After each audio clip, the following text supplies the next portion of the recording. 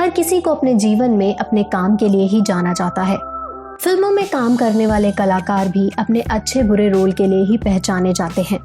हर साल बॉलीवुड में न जाने कितनी फिल्में बनती हैं, कोई एक्शन तो कोई कॉमेडी, कोई रोमांटिक तो कोई थ्रिलर।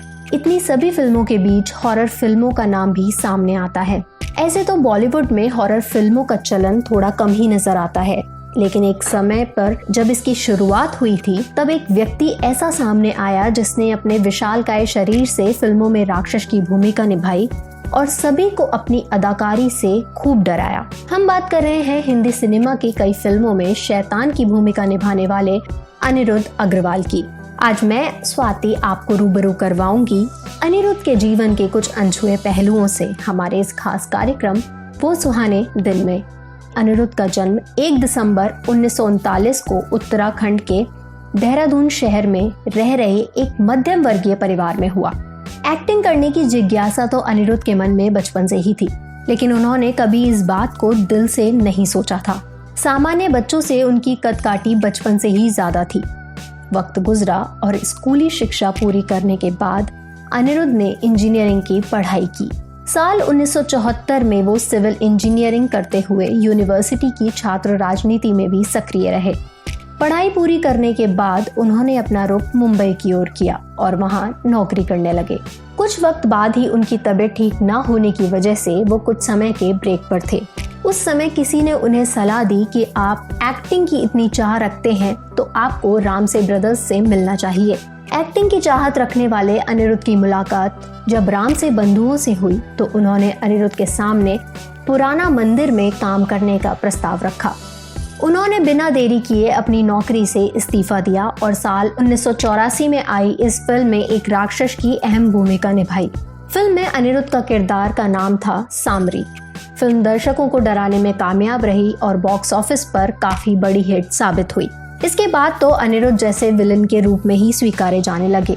भारत में वे फिल्मी दरिंदे के रूप में पहचाने गए। इसके बाद साल 1990 में आई रामसे बंधुओं की ही बंद दरवाजा में अभिनय कर एक बार फिर अनिरुद्ध ने बड़े पर्दे पर अपनी दरिंदगी को कायम रखा। इसके अलावा उसी साल आई अमिताभ बच्चन की आज का अर्जुन में भी वो नजर आए। साल 1994 में आई फूलन देवी के जीवन पर आधारित फिल्म बैंडिट क्वीन में अनिरुद्ध बापू गुज्जर का किरदार निभाते नजर आए। इसके साथ ही Anirudh The Jungle Book, Trimurti, Bombay to Goa और मल्लिका जैसी फिल्मों में भी अभिनय करते हुए नजर आए। साल 2000 में आई आमिर खान और ट्विंकल खन्ना द्वारा अभिनीत फिल्म मेला में भी अनिरुद्ध ने विलन का दमदार किरदार निभाया था। उनकी आंखों में जल रही हैवानियत और दरिंदगी की आग को साफ देखा जा सकता था।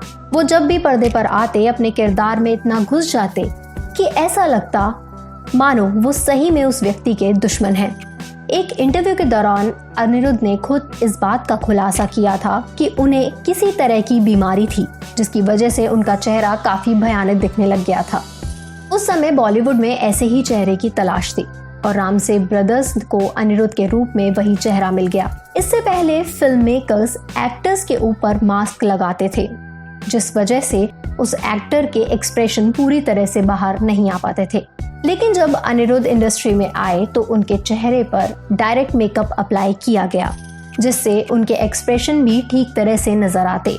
बस फिर क्या था, बॉलीवुड को मिल चुका था 6 फीट 4 इंच का जीता जागता दरिंदा। अनिरुद्ध के किरदार इतने प्रसिद्ध होने लगे कि वास्तविक जीवन में भी लोग उनसे डरने लगे, लेकिन उन्होंने कभी भी इस बात को नकारात्मक रूप से नहीं देखा, बल्कि उनको तो इस बात की खुशी थी कि वो अपने किरदार को लोगों के दिलों तक पहुंचाने में इस कदर सफल हुए हैं। उनके व्यक्तिगत जीवन की बात करें तो उन्होंने नीलम नाम की एक महिला से शादी की और उनके 2 बेटे हुए। अनिरुद्ध ने सिर्फ बॉलीवुड ही नहीं बल्कि कुछ हॉलीवुड फिल्मों में भी काम किया, लेकिन एक वक्त ऐसा भी आया जब उन्हें फिल्मों में काम मिलना बंद हो गया। उनके जैसे चेहरे की शायद अब इस इंडस्ट्री को जरूरत नहीं रही। उनका कहना था कि मैंने इंडस्ट्री के लिए अपना सब कुछ कुर्बान कर दिया, लेकिन मुझे कभी इस बात का अंदाजा नहीं था कि एक दिन यही फिल्मी दुनिया मुझे अपनाने से इनकार कर देगी।